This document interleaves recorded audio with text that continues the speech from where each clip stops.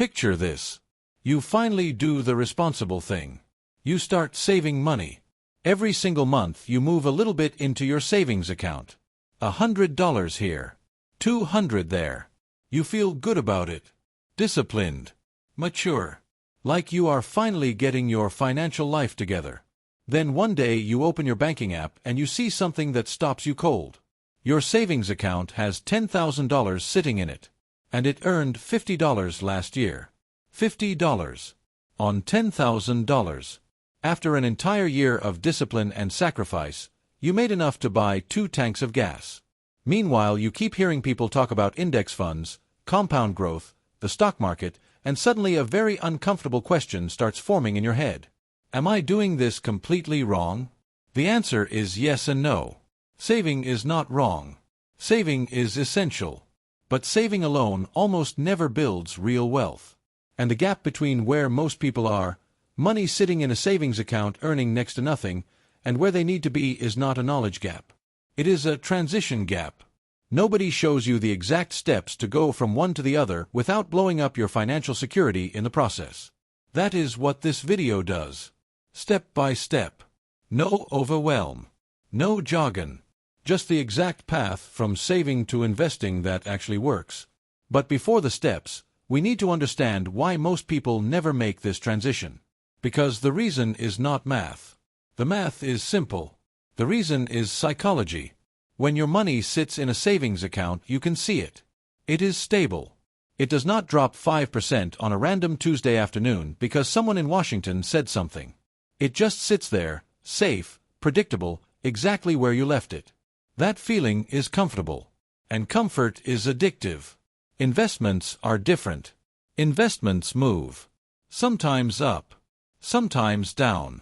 Sometimes dramatically down. And the emotional experience of watching money you worked for fluctuate on a screen is genuinely uncomfortable, especially when you are new to it.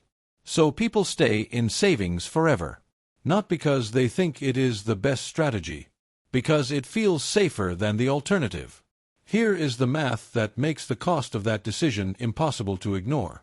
Take $10,000 sitting in a typical savings account earning 1% interest. After 1 year, you have $10,100. Fine. Now take that same $10,000 and put it in the stock market.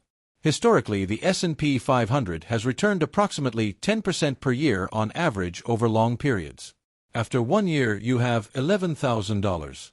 The gap is $900 in year 1, which does not sound life-changing.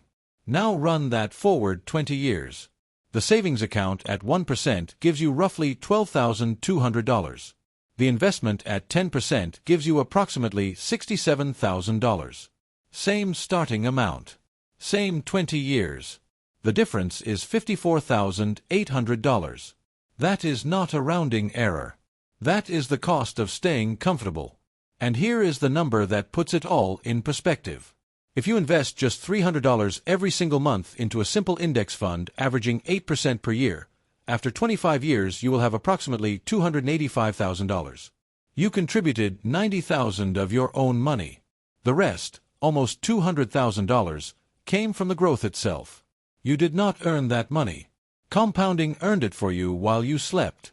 The biggest wealth gap in this country is not between people who save and people who spend.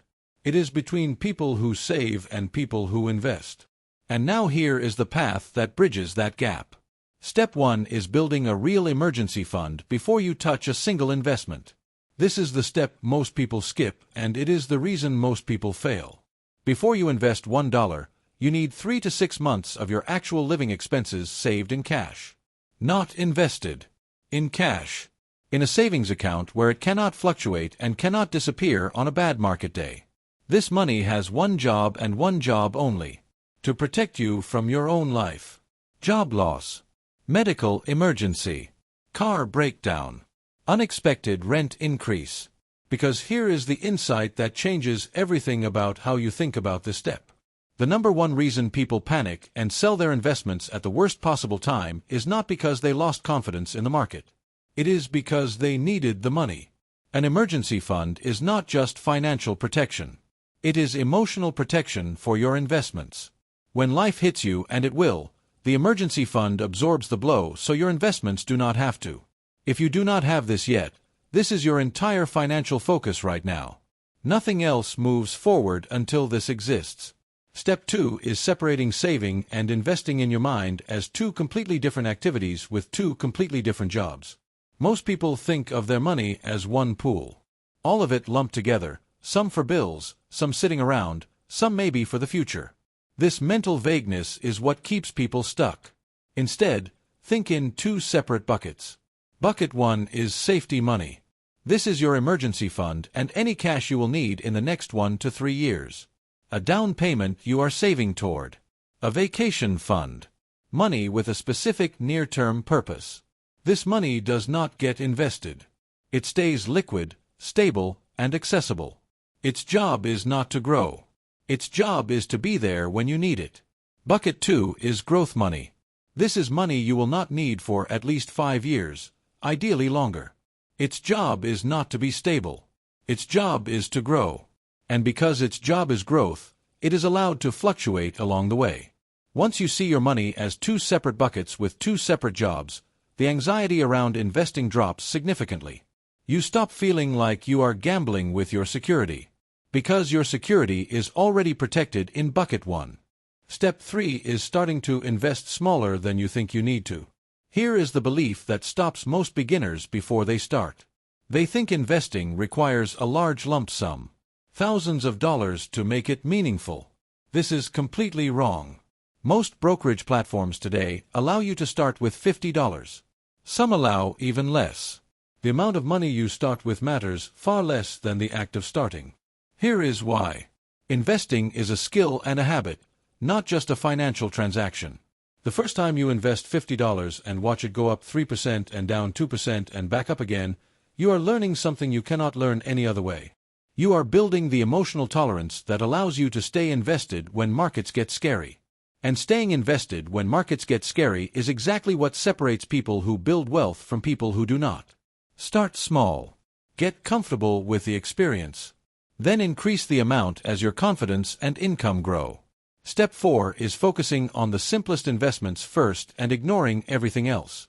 When most beginners start paying attention to investing for the first time, they get immediately pulled toward the complicated end. Day trading, options, crypto speculation, individual stock picks, leveraged ETFs. All of it sounds exciting. All of it sounds like where the real money is made. Here is the truth. The most consistent wealth builders in history used boring strategies. The simplest investment available to almost any individual investor is an index fund. An index fund does not try to pick winning companies. It buys a small piece of hundreds or thousands of companies all at once. When the overall economy grows, your investment grows with it. When individual companies fail, their failure is absorbed by the hundreds of other companies in the fund. Warren Buffett, the most successful investor alive, has repeatedly told ordinary investors that a low-cost index fund tracking the S&P 500 is the right investment for most people. Not because he cannot do better.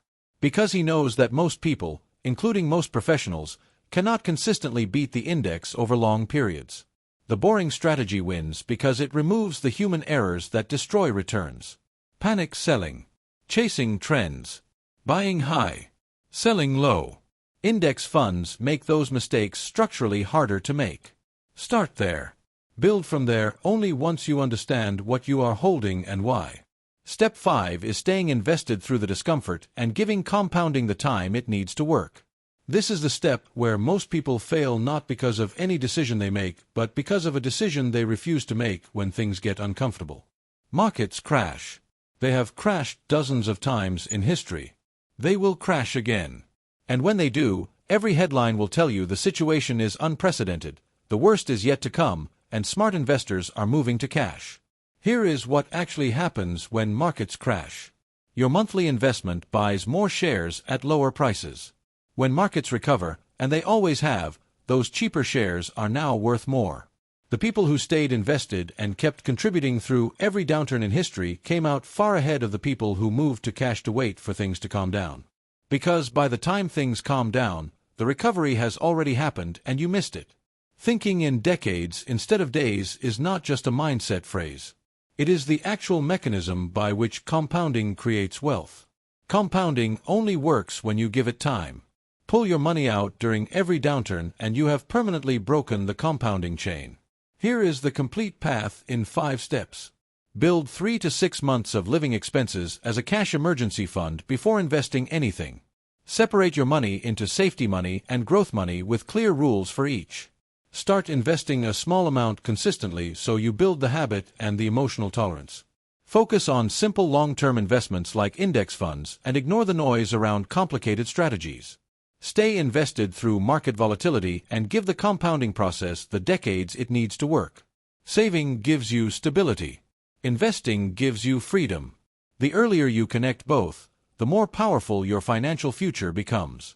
The transition is not a single dramatic moment. It is a series of small deliberate steps taken in the right order. You do not have to figure it all out at once. You just have to take the next step.